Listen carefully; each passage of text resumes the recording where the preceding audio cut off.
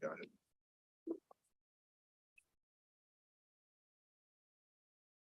Is 8:30, and I'm going to call this Finance and Economic Development Committee meeting to order on Tuesday, March 28th. We have an agenda. Can you get a motion to approve? Move that we approve the agenda as published. Seconded. Is there any discussion? Seeing none, all in favor of the motion, signify by saying aye. Aye. Aye. No one's opposed, so we have approved today's agenda, and our one item agenda is the 2023 budget amendment update. Troy. Great, thank you, Mr. Mayor. Good morning.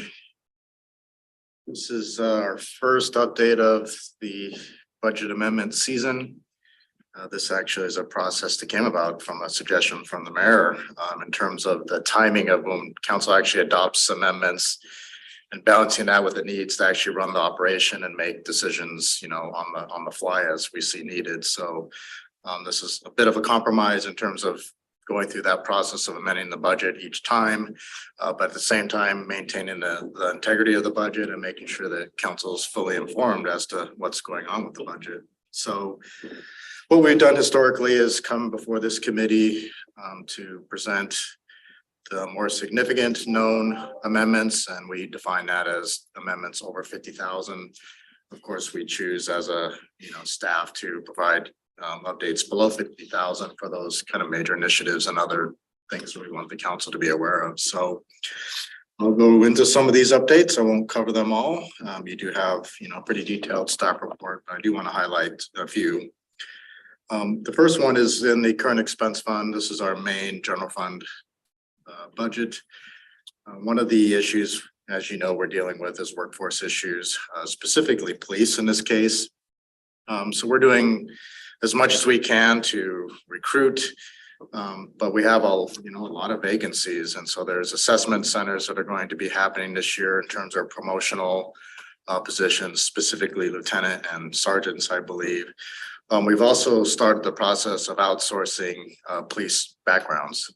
This will help speed things up for us. It takes the burden off of our HR staff as well. So there's $40,000 total requested for those two actions.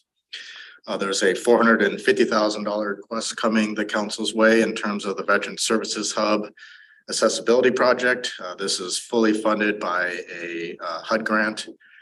This will include ADA doors, an elevator, look at some parking lot improvement design. The committee is aware of a mid-year position, a limited term DA3, Department Assistant 3 for the Public Works Department. This will help us implement the new asset management software this year. I know there were some questions about, is this the same position if we're going to consider it being a permanent position or not? Yeah, right now we're looking to set it up as that limited term, see what that work, See how that onboard that new system and then reevaluate once that system's up and running, what our needs are for staff support out at the shop. Good. There are a couple of projects that were actually approved in the 2022 budget. The council just approved the encumbrance carryover from 22 to 23 for two different LED lighting improvements, one at the library and one at the community center. Both of these were intended to be in-house projects, but we're going to outsource those, which is going to end up needing a little bit more money to complete those projects. So a total of $52,000 will be needed to outsource those projects. Again, it's just a kind of a workforce and workload issue going forward. In arterial streets, there is a project, a development project going in right at Hicks Lake. The city would like to, or staff would like to move forward with frontage improvements right there in Wanderers Park. This is a really nice opportunity to get that piece completed. So this will be a developer designed and installed project, and the city will reimburse for that project once it's completed.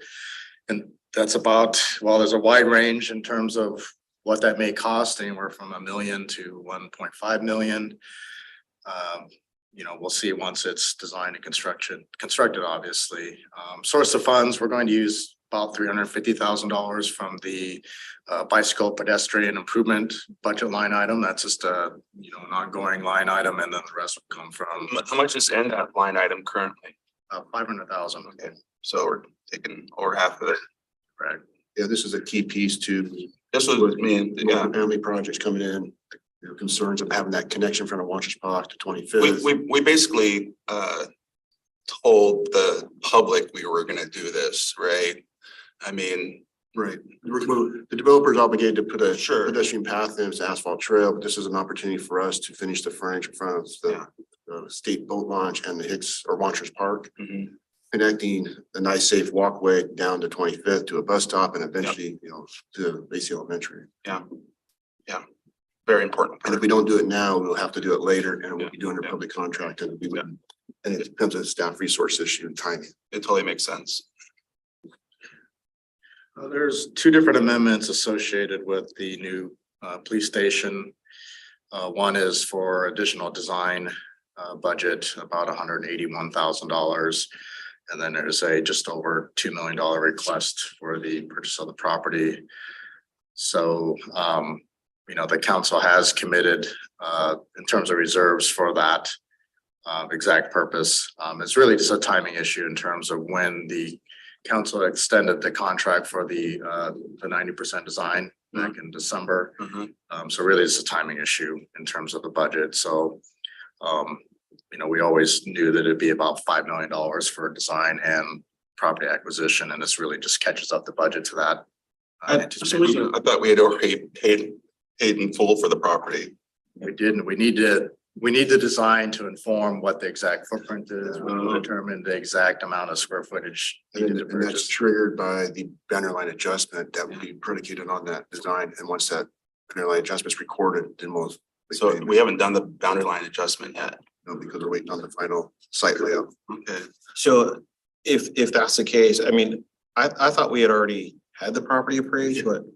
We did. Yeah. It was, yeah. Okay, because this says assumes an appraised value of $4,040,000. Right, so the MOU that the council authorized had a $4,040,000 appraised value within it.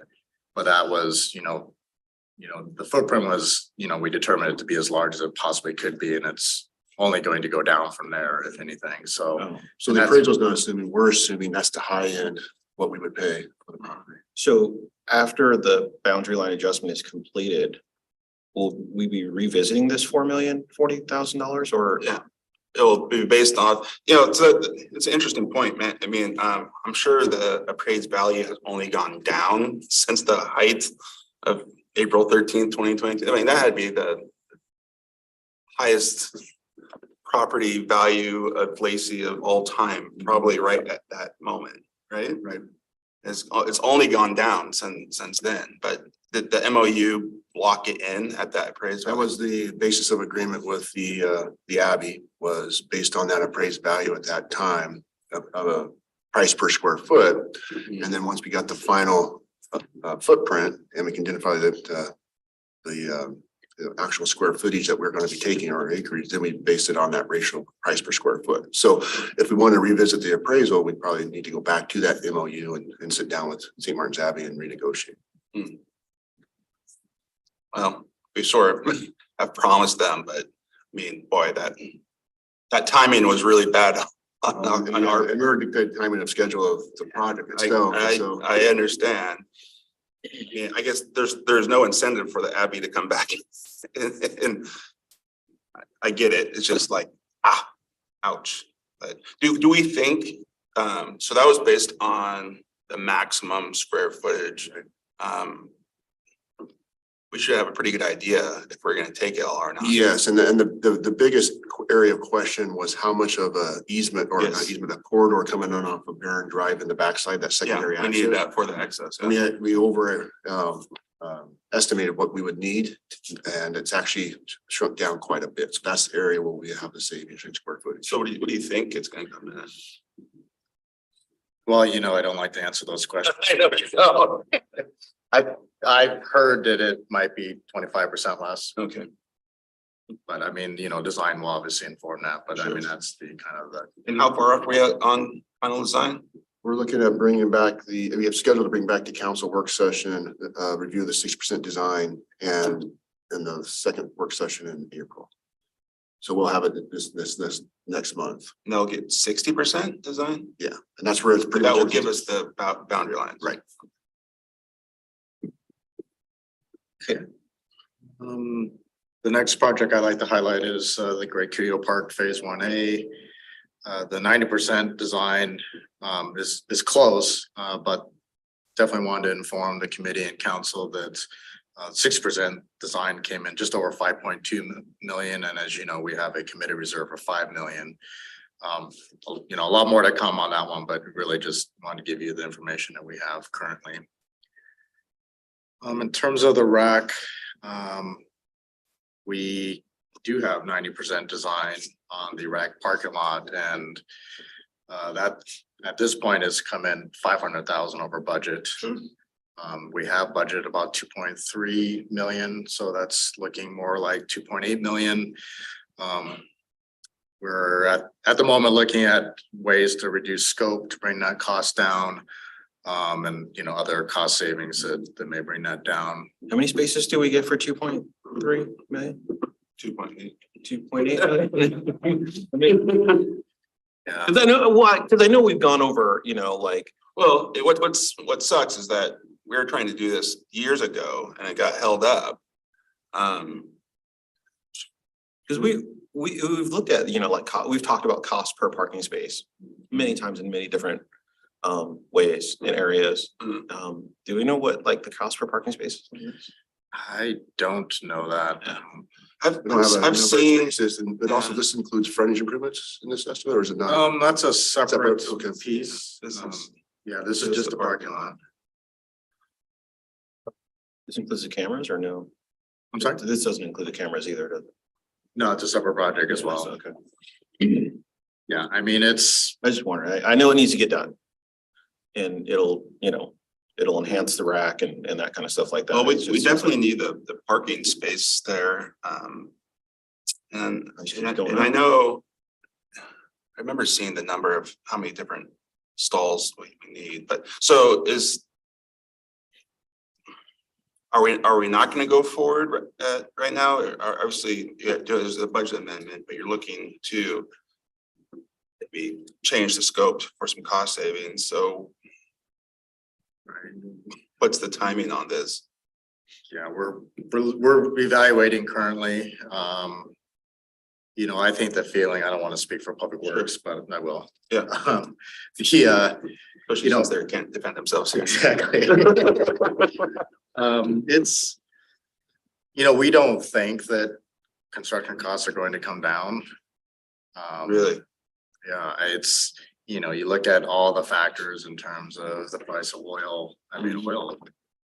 Which makes zero sense right now. It does. The cost per barrel has come down, but why isn't, Because we've already agreed to pay the price that is out there now. Why would you bring your price down? well, they were getting gouged.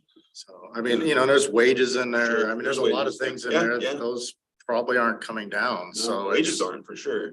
you know, so the thought is costs are just going to continue to escalate. So as much as, you know, the timing wasn't in our favor with what happened to the cost of construction and what happened throughout COVID. I mean, the opposite happened, right?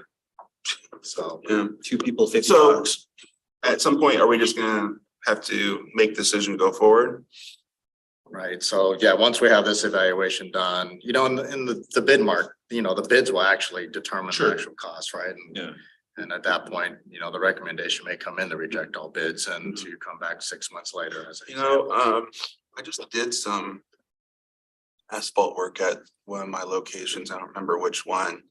And I was actually wasn't blown away by the bid. I was expecting it to be considerably higher too. So I guess, man, it's a different project. It's different scale. But I guess you don't know until you go to bid. And so, I mean, we should probably just try to go to bid and see what it comes back at. And if it's way over our budget amount, then we can make that decision.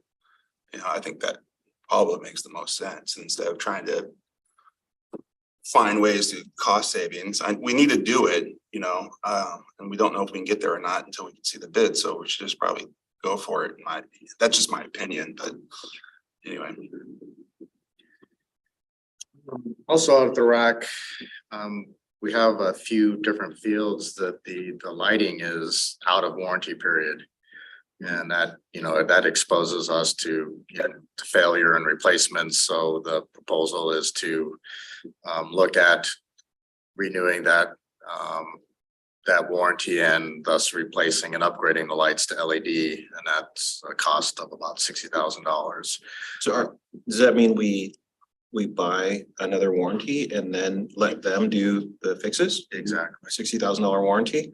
What would it be the cost if we went outside of the warranty? I don't know, but we did have a repair recently that was $35,000. For one pole? I don't know how many poles that was, but I mean, that was a That's shocking just one number. So, repair. That is a shocking number. so this is the most cost effective way to. Well, And the challenge too, if they go out, they all don't go at once, and so then you're constantly going back and forth. And There seems to be so much money out there right now for energy efficiency stuff. Have we talked to PSC and said what? we've had some conversations with PSC. We're also looking at all the various federal programs are coming out with I energy know. efficiency and looking for grant opportunities and leveraging those. And I know Shannon's been looking at as well. And there's so much out there like right now. Right. It just seems like we definitely should switch to LED no matter what. It's interesting. It's almost too much because you try to go in and research. There's so many different channels you can go down. I know. and different agencies and programs. And so it's one of those things too, as we get on the new climate sustainability coordinator, Yeah. be one of their tasks to try to help coordinate that effort. And Shannon has some comments. And just to add on to what Rick was saying is we have put in a congressionally directed spending request for the rack lighting programs through a funding pot that is currently available. We obviously don't have any information on, kind of where we're at in the queue, and we won't until October, November, December. So And we'll would that be a start, reimbursement plan program then? Like if we spent the money now, we could maybe get reimbursed? not for the warranty, it'd be for replacement. So this would Yeah, be, yeah, yeah. yep. And So, and these warranties, a little separate section and versus the what we're looking for that ask as well. So there's two different. How many projects. other lights out there at the rack do we need to possibly replace? There's quite a few. We actually looked at. I mean, there's all the parking lot lights too. Exactly. Yeah, we looked at replacing all lights as part of the electric vehicle charging project, and I want to say it was $750,000 to $1 million for the entire rack area. So yeah, 60,000 is. I mean, look how much cost savings, if that's the case, how much long-term cost savings would be from the LEDs though? I mean, that's, Yeah, we've definitely seen that in our street fund. As you know, we've got that 10-year replacement schedule, and yeah, it's. so are we waiting for the parking lot to be done before we put the electric vehicle charging stations in, or is that in a different spot? I'm not sure where the location of the EV chargers are compared to the new lot. Seems like we've been talking about that forever. I mean, this EV station should be up and going here. So what's the timeline on that?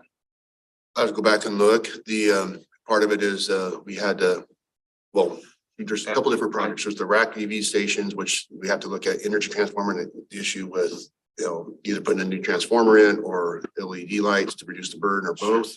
And we got that congressional ask that Shannon mentioned. And then we got the other project with City Hall, with the Great Community Center, or there's some other school superintendent's office. And those are going to be picking up this spring, should be completed this summer. Okay. We were delayed. One, we had to do some transformer upgrades, but also then two, we had back order in the actual charging systems themselves. And so we're waiting for those to come in, and then we'll be And ready. have to install. we decided which company we're using for that? I'd have to go back and look. I don't have that detail.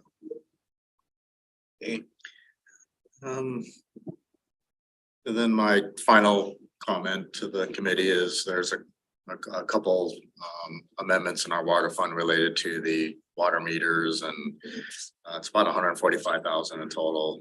We do have some back ordered meters and meter transmitting units, as well as a software upgrade for the meter reading system. So again, about $145,000 there. So we'll continue to monitor the budget and bring back, updates to this committee throughout the year as we come towards September, when we'll actually ask the council to consider all the amendments. Thought I'd be happy to answer any other questions you might have. So we don't forward this on to full council for approval. It's just an update. No, we normally, depending on kind of the size and scope of what we see, we may have an out of cycle amendment, but typically we just ask the council to amend once per year in September. That's right. Okay, do you have any questions? If this gets briefed to the council, that doesn't cause you any headache, does it? Or does it? No, that's great. Yeah, this is really about transparency and keeping the integrity of the budget, so. Mhm. Yeah, certainly. I mean, there's nothing in here that it's totally shocking. I mean, I do think maybe we can do a quick update about the police station, because I guess I was a little confused on that as well. I thought that was already done and paid for and done. Yeah, that's, And so I imagine the rest of the council might need that. they might think that too. Just a quick update on that. Yeah, Do you want something before the April? no. If there is gonna be a reduction in size and scope, would that be known by then? Or, I don't know, we've seen the 60% design isn't due till maybe middle of April. Yeah, the first or second week of April, and then we'll be bringing that forward to council. So that's when we'll know, again, what the footprint is, what the updated cost estimate is for the entire project. And we can also have a conversation at that work session about, the MOU and moving forward with the execution of that and what that looks like in terms of cost. of the land, right? Yeah, for property purchase, we can talk about what that final cost estimate is. All this other stuff, the council is very aware of, and it's just, that was the one that sort of stuck out in my mind there. I wasn't on top of it, but I think we're fine. We're gonna go to a work session to have more discussion about that. So I don't worry about it. Is there anything else? Well, with that, we reached the end of our agenda. So without objection, I'll call this meeting adjourned.